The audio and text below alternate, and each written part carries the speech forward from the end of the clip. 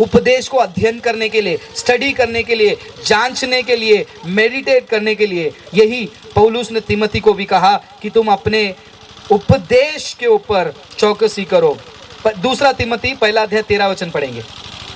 दूसरा तिमोथी पहला अध्याय 13 वचन।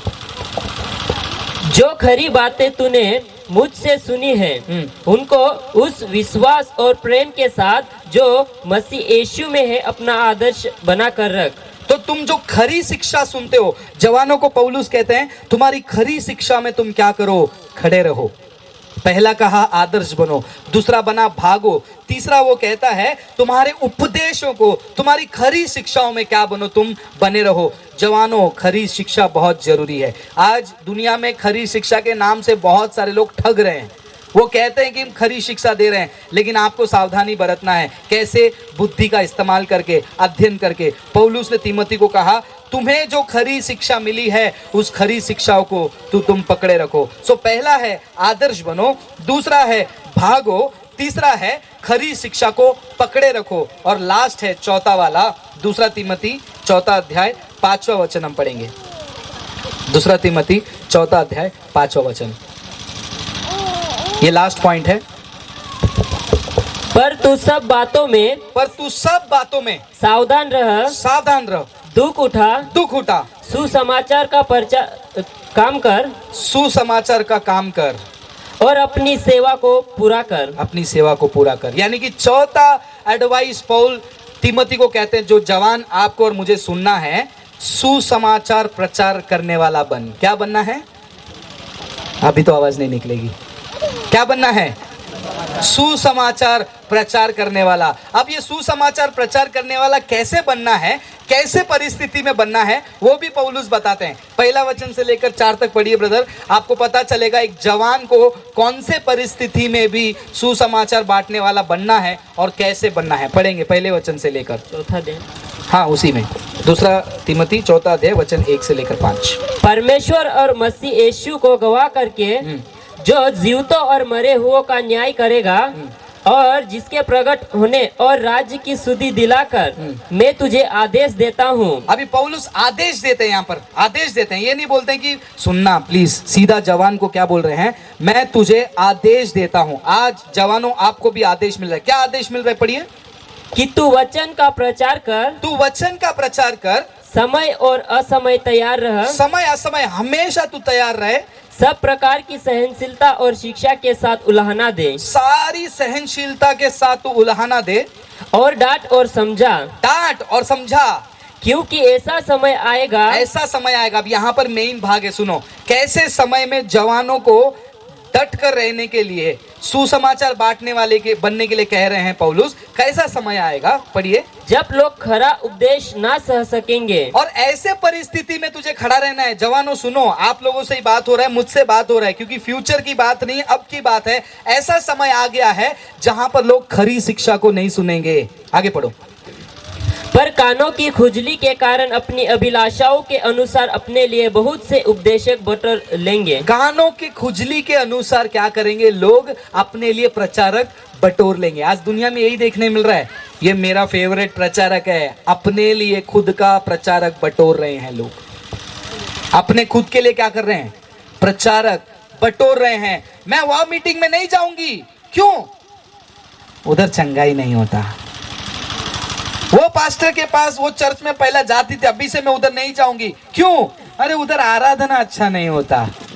तो यानी कि खुद का एक कान का खुजली है, वो खुजली के अनुसार विश्वासी क्या करते हैं? अपने लिए एक प्रचारक बटोरते हैं और बोलते हैं ये मेरा फेवरेट प्रचारक है, मैं इसका ही सुनूंगा। अगर आप में से ऐसा कोई है जिसको लगता है कि ये भाई सिर्फ बोल रहे हैं, सिर्फ इन्हीं का सुनूंगा, तो भी ये गलत है।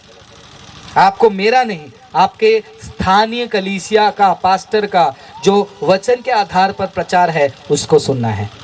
मेरे जैसे लोग आएंगे और बताएंगे, चले जाएंगे। मेरे जैसे लोगों को आप साल में 1-2 बार सुनो, बस हो गया, किताब पढ़ो, ठीक है। आज दुनिया में क्या हो रहा है, विशेष करके इंडिया में, खुद की कलीसिया तो जाएंगे नहीं। रविवार को क्यों नहीं आया पूछा, हम हमारे भैया जो मुंबई से वीडियो लाइव आते हैं, हम घर पे बैठ के उसको देख लेते हैं। आपका आत्मा खतरे में है।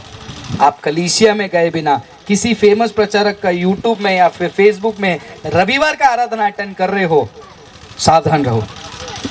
पौलुस कहते हैं ऐसा समय आएगा, लोग ऐसे हो जाएंगे, खुद के खान के खुजली के अनुसार प्रचारकों को बटोरेंगे। उस समय में तू क्या कर, आगे पढ़िए।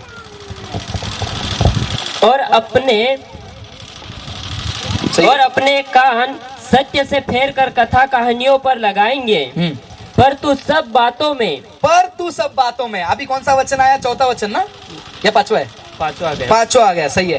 तो इन बातों में तब तू क्या कर। तो पौलुस एक बैकग्राउंड दे रहे हैं। वो कह रहे हैं कि ऐसे समय में जवानों, तुम ऐसे समय में खड़े हो जहां पर लोग खरी शिक्षाओं से भटक चुके हैं, कान की खुजली के यहां पर चले जा चुके हैं, लेकिन तुम क्या करो, वहां पर सुसमाचार का काम करो। कैसे सुसमाचार का काम करो? पांचवा वचन फिर से धीरे धीरे पढ़िए।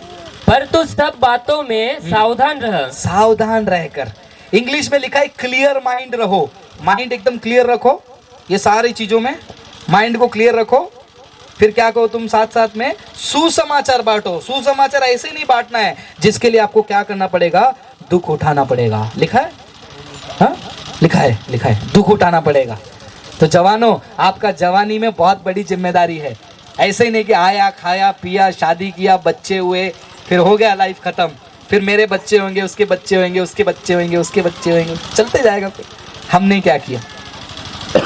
एक छोटी सी बात है इंटरेस्टिंग। जब भी मैं गवाही को सुनता हूँ ना, मेरा पता नहीं, मेरा मन ऐसा हो गया है, मैं गवाहियों को सुनकर खुश होता हूँ लेकिन ज़्यादा प्रेरित नहीं होता हूँ, क्योंकि गवाही पुरानी ज़िंदगी की होती है, आगे की नहीं होती है। अब कई लोगों का आपने गवाही सुना होगा, यूथ मीटिंग में गए होगे, कहीं ना कहीं गए होगे, सुना होगा, मैं पहले बहुत गलत काम करता था, पहले बहुत शराब पीता था, व्यभिचार करता था, लोगों का कत्ल किया करता था, गंदे गंदे काम करता था, लड़कियों के पीछे पड़ा रहता था, या फिर मैं ये गलत काम करती थी, वो करती थी, लेकिन एक दिन प्रभु ने मुझे उद्धार दिया और मेरा जीवन बदल गया। Hallelujah, hallelujah. बहुत बढ़िया गवाही है। ऐसे ही गवाही क्यों सुनने मिलता है कि मेरा पहला सब कुछ गंदा था, मैं ये किया, व्यभिचार किया, चोरी किया, वो किया, वही गवाही सुनने क्यों मिलता है? मेरे जैसे जो दिमाग वाले हैं ना, वो जवानों में बहुत रहते हैं। एक जवान लड़का मेरे पास आया, बहुत पुरानी बात है, 10-12 साल की बात है। वो आके बोलता है, अन्ना अभी कैसा है, मेरे पापा भी 40 साल की उम्र के बाद ही प्रभु में आए हैं, 30-40 साल की उम्र में ही। तो उन्होंने अपना जवानी पूरा मजा ले लिया। बहुत सारे लोग आके प्रचार भी करते हैं, मेरे जवानी में ये सब किया, उन्होंने अपना जवानी कर लिया ना। जब जवानी खत्म हो गई तो प्रभु के पास आ गए। तो मैं भी थोड़ा एंजॉय कर लेता हूँ, 27-28 साल के बाद मैं प्रभु में आ जाता हूँ। देखो शैतान किस प्रकार दिमाग में बात डालता है। आप लोग के दिमाग में भी कभी ना कभी आया होगा, नहीं आया तो मेरे दिमाग में आया था। मैं बोलता हूँ, अरे यार वो उनका गवाही सुना, वो कह रहे थे कि मैं 30 साल तक सारी नशा, सारी गलत काम कर लिया। मैंने बोला जिंदगी का मौज लूटने के बाद फिर क्यों आके तुम बैठ गए इधर? हम भी लूटेंगे जवानी का मजा, लेकिन आपको नहीं पता ये सोच कितना घातक है। ऐसा सोचने वाला अगले क्षण अगर उसकी मृत्यु हो गई तो जो मौका उसको 1 मिनट के पहले मिला वो अनंत काल के लिए नहीं मिल सकता है। इसीलिए हमें बहुत ही सावधानी रखना है। तो मैं ये कह रहा था कि हम वैसे गवाहियों को सुन सुनकर आदत में पड़ गए। आपके जवान जो हैं, आप आगे चलकर ये गवाही देना आपके लिए बेहतर होगा कि मैं पहले व्यभिचार करता था, मीटिंग अटेंड करता था, फिर भी नहीं सुना, गलत हो गया, अब मैं सुधर गया। या फिर ऐसा गवाही देना कि मेरे जवानी में इतने सारे पाप आए, इतने सारे गलत काम आए, मैं फिसल जरूर रहा था लेकिन गिरा नहीं, परमेश्वर ने मुझे खड़ा किया। अगर मैं जवानी में प्रभु के उस बल के साथ खड़े होकर आज आपके सामने खड़े हो सकता हूं, तो हे जवानों तुम भी खड़े हो सकते हो। ये गवाही बेहतर है या वो वाली गवाही बेहतर है? ये वाली गवाही, दोनों बेहतर है, लेकिन मुझ जैसे लोगों को ये वाली गवाही बहुत ज्यादा प्रेरित करती है।